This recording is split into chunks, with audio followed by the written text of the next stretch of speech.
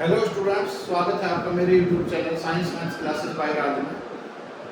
आज मैं आपको बताता हूँ परमेय संख्याओं के जोड़ और घटाने।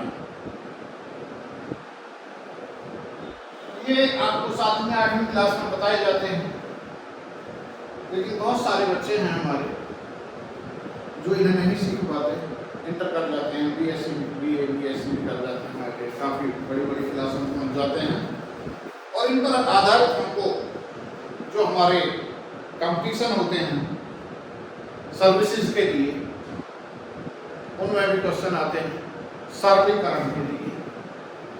सरलीकरण के प्रश्न, सरलीकरण करना। अब ये सरलीकरण कैसे करते हैं, कैसे इन्हें हल करते हैं इन प्रश्नों को, वो मैं आपको आज बताऊंगा। पहले तो सबसे पहले इनसे पहले हमें पता होना चाहिए कि परिमेय संख्या किसे कहते हैं। परिमेय संख्या, सरलीकरण से पहले भी हम पहले यहां आते हैं परिमेय संख्या।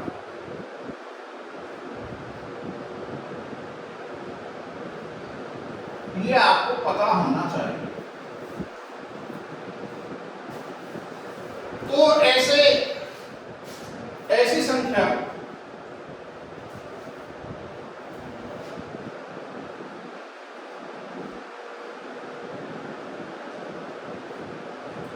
जो P/Q के रूप में हो। नंबर 1। नंबर 2, Q बराबर हमारा 0 नहीं होना चाहिए। ये मैंने बराबर लगाया है, फिर इसे काट दिया है, यानी Q बराबर 0 नहीं होना चाहिए। यदि Q का मान 0 है तो आपकी वह परिमेय संख्या नहीं होगी। यदि हम कहें कि यह संख्या भिन्न के रूप में होती है तो बिल्कुल ठीक है, क्योंकि जब भिन्न के रूप में संख्या होती है वो सभी संख्या परिमेय संख्या है। एक बात और, यदि हमारी कोई पूर्ण संख्या भी है, कोई भी संख्या है, वो सभी संख्याएं परिमेय संख्या होती हैं, क्योंकि सभी संख्याओं के नीचे हमारा एक तो होता ही है। मान लीजिए हमने कहा 5, यदि 5 को आप 1 से विभाग लगाएं तो भी ये 5 ही रहेगा। कोई भी, यानी सब के नीचे 1 लग सकता है, इसलिए सभी संख्याएं परिमेय संख्या हो सकती है। तो ये सभी पूर्ण संख्या परिमेय संख्या हो सकती है। तो ये हम परिमेय संख्याओं के बारे में आपको बता रहे हैं। अब इन पर प्रश्न आते हैं, बड़े बड़े कॉम्पिटिशन होते हैं, किसी भी चीज का एग्जाम हो, पुलिस का हो, बैंक का हो, सीडीएल का हो, किसी भी चीज का हो, आपको सरलीकरण के प्रश्न आते हैं। अभी मैं आपको ये 8th क्लास की किताब है, क्योंकि ये इन्हीं में 6, 7, 8 में, लेकिन ये बड़ी बड़ी जो हमारी कंपटीशन होते हैं उनमें आते हैं, लेकिन हम उन्हें नहीं बता पाते। तो ये है, जैसे मैं इसमें ये सबसे पहले क्वेश्चन नंबर 1 का दे रहा हूँ फर्स्ट। फिर है, चलिए फर्स्ट ही लेते हैं पहले। ये 4/5 प्लस -2/5 ये क्वेश्चन है। इसे हमें सरल करना है। अब कैसे सरल करें इसे, यानी आपको हल करना है। यहां लेंगे हम पहले तो, यदि हमारा कोई कोष्ठक में है तो आपको ध्यान रखना है वो कोष्ठक खोलना है। यदि हमको, और कोष्ठक खोलते टाइम एक चीज आपको और ध्यान रखनी है कि यदि बाहर चिन्ह माइनस का है कोष्ठक से तो ये चिन्ह चेंज हो जाएगी। यदि बाहर चिन्ह प्लस का है तो चिन्ह अंदर वाले चिन्ह के थ्रू रहेंगे। अर्थात ये आ जाएगा 4/5 प्लस नहीं आएगा। मैंने कहा है यदि यहाँ प्लस माइनस का चिन्ह है तो ये चिन्ह चेंज हो जाएंगे। यदि बाहर चिन्ह माइनस प्लस का है तो ये चिन्ह चेंज नहीं होंगे, इसलिए ये चिन्ह भी आएगा माइनस का 2/5। ज्यादातर जो बच्चे हैं वो यही गलती करते हैं कि यहाँ मास्टर जी ने पहले यहाँ माइनस था यहाँ प्लस कर दिया तो पता नहीं कौन सा चिन्ह आएगा। तो इसके लिए फिर मैं आपको यहाँ एक चीज और बता रहा हूँ कि आप चिन्हों की गुणा भाग जोड़ घटाने ये आपको आने चाहिए। यदि हम प्लस चिन्ह की गुणा कर रहे हैं माइनस चिन्ह में तो ये हमारा आएगा माइनस। यदि माइनस चिन्ह की गुणा कर रहे हैं प्लस चिन्ह में तो ये भी आएगा हमारा माइनस। और यदि हम माइनस चिन्ह में माइनस चिन्ह का भाग लगा रहे हैं तो ये आएगा हमारा प्लस। यदि प्लस चिन्ह में माइनस चिन्ह का भाग लगा रहे हैं तो ये आएगा माइनस। यदि माइनस चिन्ह में प्लस चिन्ह का भाग लगा रहे हैं तो ये आएगा माइनस। यदि प्लस चिन्ह में प्लस चिन्ह का भाग लगा रहे हैं तो ये आएगा। अर्थात यहाँ दिया और रह गया हमारा, यदि हम माइनस चिन्ह की गुणा कर रहे हैं माइनस चिन्ह में दोनों एक जैसे हैं तो ये आएगा प्लस, और यदि प्लस की प्लस में गुणा कर रहे हैं तो ये भी आएगा प्लस। अर्थात यहाँ आप एक चीज देख रहे हैं चिन्हों के गुणा और भाग में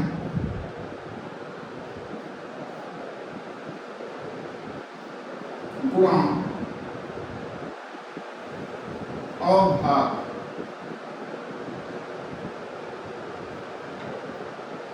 क्या देख रहे हैं कि किन्हीं भी दो समान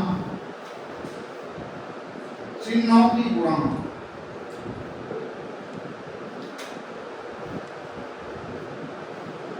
प्लस होती है। आप यहां देख रहे हैं माइनस गुणा माइनस प्लस, प्लस गुणा प्लस, ये भी प्लस। तो मैंने ये कहा है कि इन दो समान चिन्हों की गुणा कैसे होती है? प्लस। दूसरा यहीं से मैं ले रहा हूं किन्हीं दो समान चिन्हों के भाग, किन्हीं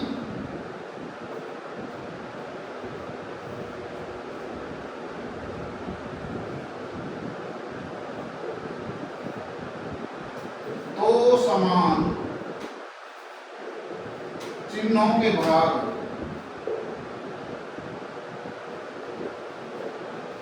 क्या होते हैं? प्लस। तीसरा किन्हीं दो असमान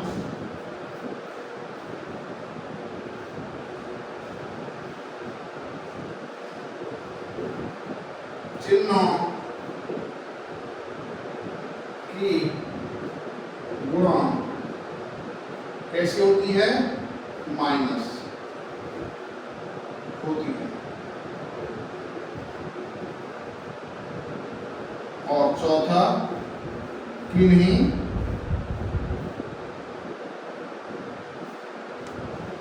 दो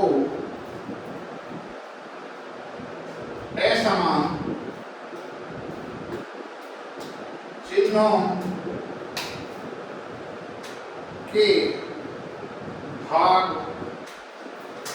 कैसा होता है? माइनस होता है। यहां चिन्हों से मतलब है ये चिन्ह देखकर बहुत तो हम चिन्ह लगा देंगे, लेकिन गुणा या भाग जो भी हमें करने हैं वो हम उन अंकों की ही करेंगे।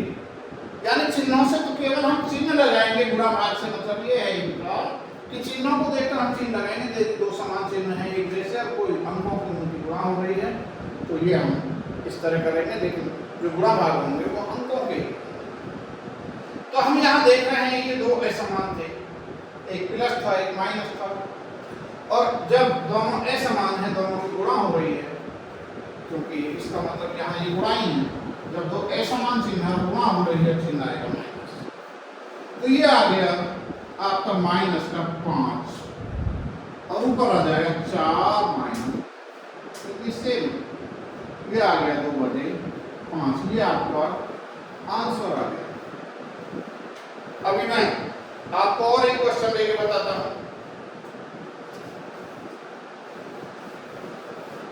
ये हम सरलीकरण कर रहे हैं केवल, और सरलीकरण में ये तो तब है, लेकिन जब हम हमारे ये जो हर हैं वो अलग अलग हों। जैसे क्वेश्चन नंबर मैं 3 का बता रहा हूँ, फर्स्ट या चलिए सेकेंड ले लो, कोई भी ले सकते हैं। ये है माइनस का 3/11 प्लस का -4/23। अब आप देखेंगे इसमें आपको ये करने से पहले, इनका सरलीकरण करने से पहले आपको ये चीज जरूर पता होनी चाहिए। यदि ये चीज आपको पता नहीं है, चिन्हों के गुणा भाग जोड़ घटाने, जो गुणा भाग केवल यहाँ गुणा भाग आपको पता नहीं है, तो आप कोई क्वेश्चन हल नहीं कर पाएंगे, कोई क्वेश्चन सरल नहीं कर पाएंगे। इसलिए इससे पहले आपको ये याद होने बहुत जरूरी है। तो अभी देखेंगे आप सरलीकरण। यहां सबसे पहले आप चलिए क्या करेंगे, पहले इसी को करते हैं।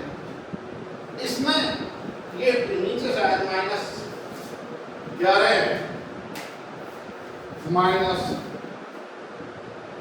-3/-11 प्लस -4/-23। अब यहाँ इसका मतलब है, देखो यहाँ माइनस को माइनस से भाग लगाया गया है। जब चिन्ह समान हो, माइनस को माइनस से भाग लगाया जा रहा हो, ये रहा यहाँ, तो चिन्ह आता है प्लस, अर्थात ये दोनों चिन्ह हट जाएंगे, ये कोष्टक खोल देंगे हम, और ये आ गया 3/11। किसी को कोई परेशानी नहीं होगी। अब आएंगे यहाँ प्लस चिन्ह, और चूंकि यहाँ प्लस माइनस होता है, यहाँ गुणा आ गई, फिर प्लस माइनस की जब गुणा देखेंगे क्या है, ये है प्लस माइनस, इनकी गुणा आ गई माइनस, तो यहाँ चिन्ह आ गया माइनस, और ये आ गया 4/23। तो अब क्या करेंगे, क्योंकि ये दोनों अलग अलग हैं, इन दोनों का एलसीएम निकालेंगे, 11 का और 33 का। हम देखेंगे 33 3 से कट जाएगा, 11 को सेम उतार लेंगे, 3 एकम 3 और 3 एकम 3, तो 11 1 यहाँ ऐसे आ गया इनका एलसीएम। एलसीएम इंग्लिश में क्या आ गया, 3 × 11 बराबर 33। अब क्या करेंगे, इस यहां से आ जाएंगे नीचे, यहाँ क्या ये आ गया 33, एलसीएम आ गया यहाँ, इस यहाँ 3 गुणा इस 33 को 11 से भाग लगाएंगे, 11 3 33 3 यहाँ -4 गुणा इस 33 को इस वाले जो 4 के नीचे है, इस वाले 33 से भाग लगाएंगे तो 1 आ जाएगा। ये आ गया आपका 3 × 9 -4/33। ये आ गया आपका 5/33। ये आपका उत्तर आ गया। तो ये आपका क्वेश्चन सरल हो गया। आप देख रहे हैं, ये हमें यहाँ करने से पहले इनका पता होना बहुत जरूरी है। तो अभी एक ये सरलीकरण मैंने आज आपको बताया। आज के लिए इतना ही।